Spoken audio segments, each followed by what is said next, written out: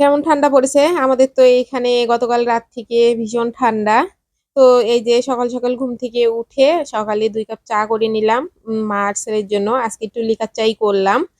দুধ চা আজকে করলাম না, ইচ্ছে করেই করলাম না আরকি। তো এই যে চা খেয়ে সকালে রুটির জন্য নাস্তার জন্য রুটি বানাতে চলে এসেছি। উম রুটিটা বানিয়ে তারপরে দুপুরের রান্নার জোগাড়টা করে নিবো আরকি। তো শীতের মধ্যে যত তাড়াতাড়ি রান্না শেষ করতে পারবো ততই আমার জন্য ভালো আরকি। তো এইজন্য আর চা খেয়ে আর দেরি করি নাই। ঘর-দরজা গুছিয়ে তারপরে চলে এসেছি নাস্তা বানাতে। তো বাইরে অনেক কুয়াশা। এখন বাজে ওই ৯:৩০ টার মতো কিন্তু দেখে বোঝা যাচ্ছে না। অনেকটাই কুয়াশা বাহিরে, রোদ বের হয় নাই। দুপুর পরে সামান্য একটু সময় রোদ বের হয়েছিল। তো আপনাদের ওইদিকে কার ওইদিকে কেমন ঠান্ডা সেইটা জানাবেন। আর এই যে দুপুরের জন্য দুপুরে রান্না করব, এখানে খাসির মাংস রয়েছে 1/2 কেজি। খাসির মাংস রান্না করব আর সাথে একটু পোলাও করব আর সাথে বেগুন ভাজি করব। আর সালাদ তো থাকবে অবশ্যই। পোলাওয়ের সাথে তো সালাদ না হলে হয়ই না। তো এই যে আমি আগে ফার্স্টে পোলাওটা করে নিব। তারপরে ওই ফ্রাই প্যানে আমি আবার পরবর্তীতে মাংসটাও রান্না করে নিব আরকি। হুম, কারণ এই যে মাংস রান্না করার পরে যদি আমি পোলাওটা রান্না করি, পোলাওয়ের কালারটা হলুদ, হলুদ হইতে পারে আরকি। তো এই যে গাজর দিব পোলাওয়ে আর পেঁয়াজটা বেরেস্তা করে আগে উঠিয়ে নিলাম। আর তারপরে সামান্য উম পরিমাণ মতো তেল দিয়ে তো ওইখানে আবার একটু পেঁয়াজ দিয়ে দিয়েছি পোলাওয়ের জন্য। আর রসুন বাটা দিয়ে দিলাম আরকি। রসুনটা দিয়ে ভাজা, ভাজা হবার পরে আমি ওইখানে চালটা দিয়ে দিলাম। আর ওই যে দারচিনি, এলাচ ছিল, তেজপাতা সবকিছু একটা প্লেটে রেখেছিলাম। ওইটাও কিন্তু ফোড়নে দিয়ে দিয়েছি। আর এই যে চিনি গুঁড়া আতপ চাল তখন নিয়ে নিয়েছিলাম। এখানে 1/2 কেজি চাউল ছিল।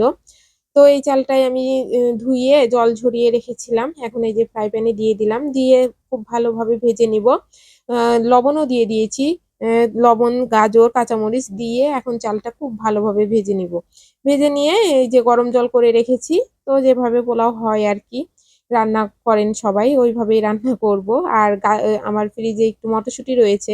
মটরশুঁটিটাও দিব। মটরশুঁটিটা এবারের না গত বছরের ডিপ ফ্রিজে রেখে দিয়েছিলাম এখনো রয়েছে। তো ভাবলাম যেহেতু পোলাও করছি সেইজন্য ভাবলাম যে মটরশুঁটিটাও দিয়ে দিই। তো এই কারণে আরকি দিয়ে দিলাম।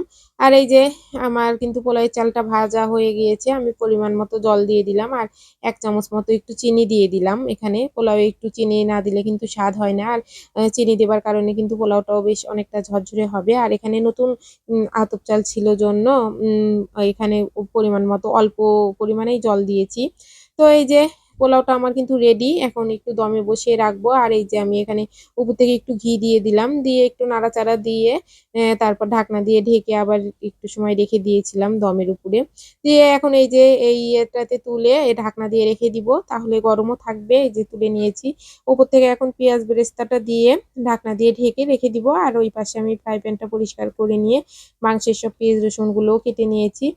এই যে অফ ক্যামেরায় আমি বেগুনটাও ভেজে নিয়েছি, মাংসের আলুটাও ভেজে নিয়েছি। আমার বাসায় তো মাংসতে আলু না দিলে চলেই না।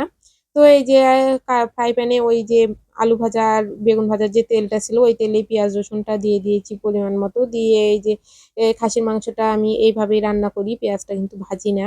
তো এই সবকিছু দিয়ে মশলাপাতি যা দেওয়ার ঝালের গুঁড়ো, তারপর আদা জিরে বাটা, ধনে গুঁড়ো, লবণ, হলুদ সবকিছু পরিমাণ মতো দিয়ে এই যে কষাতে দিয়ে দিয়েছি। এখন এইটা খুব ভালোভাবে অল্প, অল্প করে জল দিয়ে বেশ অনেকক্ষণ ধরে আমি কষিয়ে নিব। অল্প, অল্প করে জল দেব আর অল্প, অল্প করে কষাবো। জলটা শুকিয়ে আসার পরে আবারও অল্প গরম জল দিচ্ছি। দিয়ে মনে করেন যে এই যে এভাবে কষিয়ে নিচ্ছি। তো এই যে আলু দিয়ে দিলাম। আমার মাংসটা কষানো প্রায় শেষের দিকে। তো ভাবলাম যে আলু আর কয়েকটা কাঁচামরিচ দিয়ে দিই। দিয়ে এখন আমি আরো একটু ভালোভাবে নাড়াচাড়া করে ঝোলের জন্য জল দিয়ে দিব। এই যে লাস্টে মাংসের কালারটা। এখন একটু ঝোলের জন্য জল দিয়ে আর সামান্য একটু জিরা গুঁড়ো আর গরম মসলা গুঁড়ো দিয়ে নামিয়ে এই ছিল আমাদের দুপুরের খাওয়া-দাওয়া। তো আজকের ভিডিওটা এই পর্যন্তই।